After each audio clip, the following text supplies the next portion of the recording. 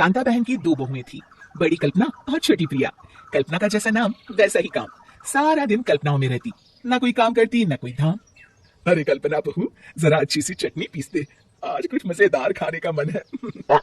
पेट में जलन हो जाएगी माँ जी बुढ़ापे में, और वैसे भी मेरा काम करने का वक्त शाम का है, आप प्रिया को ही बोल दो।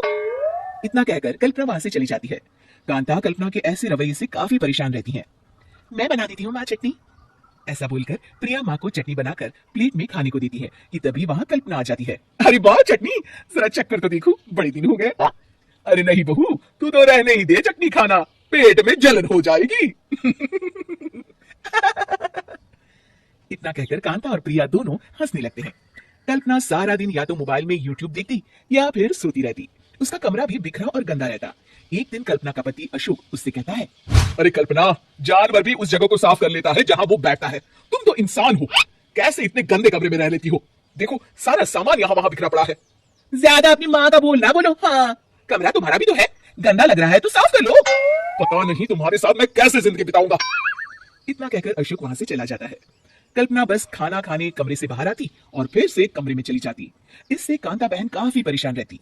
एक दिन प्रिया कांता से कहती है, माँ, मैं सारा दिन काम करके थक जाती हूँ, आप कल्पना दीदी से कहिए ना कि सुबह और शाम का काम बांट ले, मैं तो अब सिर्फ एक वक्त का ही काम करूंगी। हाँ। अरे तो वो भी ना करना, एक बहू तो कामचोर थी ही, दूसरी भी आ गई काम ना करने के बहाने लेकर। तभी वहां प्रिया का पति रमेश आ जाता है। माँ, मैं देख रहा हूँ भाभी कोई काम नहीं करती, प्रिया सारा दिन घर और रसोई का काम करती है, अब कुछ करो ना माँ।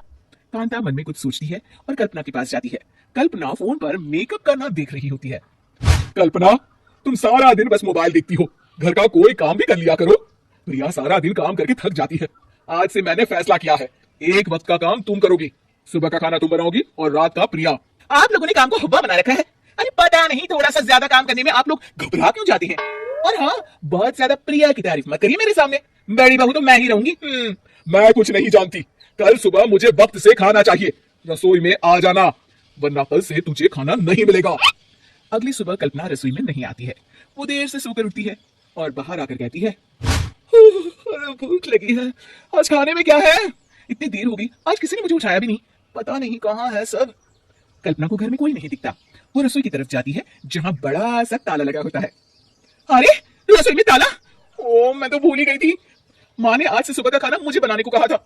हे भगवान, इतने लोगों का खाना बनाना क्या आसान है?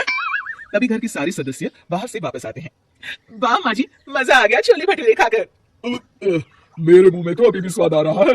अरे कल्पना, तेरे भरोसे रहते तो हम तो भूखे ही रह जाते। कल्पना को बहुत गुस्सा आ जाता है। अब बहुत हो गया, आज से मैं अपनी रसोई अलग कर रही हूँ, मैं अपना खाना खुद बना लिया करूंगी। कल्पना अपनी रसोई अलग कर लेती है, पर आए दिन उसका देर से उठना और काम न करने की आदत से वो भूखी ही रह जाती थी। उसी के सामने घर के लोग अच्छे अच्छे पकवान खाते और कामचोर कल्पना को जैसे तैसे ही खाना बनाकर खाना पड़ता। पर एक दिन तो हद ही हो गई। माँ, दीदी आज सुबह से कमरे से बाहर नहीं निकली, हमें जाकर देखना चाहिए। सो रही होगी कामचोर कहीं की, पर तुम कहती हो तो चलो देख लेते हैं उसे। कल्पना कमरे में पेट पकड़कर बैठी होती है। हाय मेरा दर्द, पेट दर्द के मारे मर रही हूं मैं। अरे दीदी क्या हुआ, पेट में दर्द क्यों हो रहा है, डॉक्टर को दिखाया आपने? माँ, कल्पना खड़ी होती है और माँ जी के पास आती है। मुझे माफ कर दीजिए, अब से मैं सारे काम में मदद करूंगी, कभी आलस और काम चोरी नहीं करूंगी। हाँ हाँ वो तो ठीक है, लेकिन अचानक क्या हो गया जो तू काम करने को तैयार हो गई? कामचोर कल्पना। लगातार बासी और उल्टा पुल्टा खाना खाने के कारण मेरे पेट में इंफेक्शन हो गया है, काम ना करना पड़े इसलिए मैं 2 दिन का खाना एक दिन ही बना लेती थी, बासी और खराब खाना खाने के कारण लेने के देने पड़ गए, पेट में दर्द हो रहा है। चलो अच्छा हुआ, देर आए दुरुस्त आए।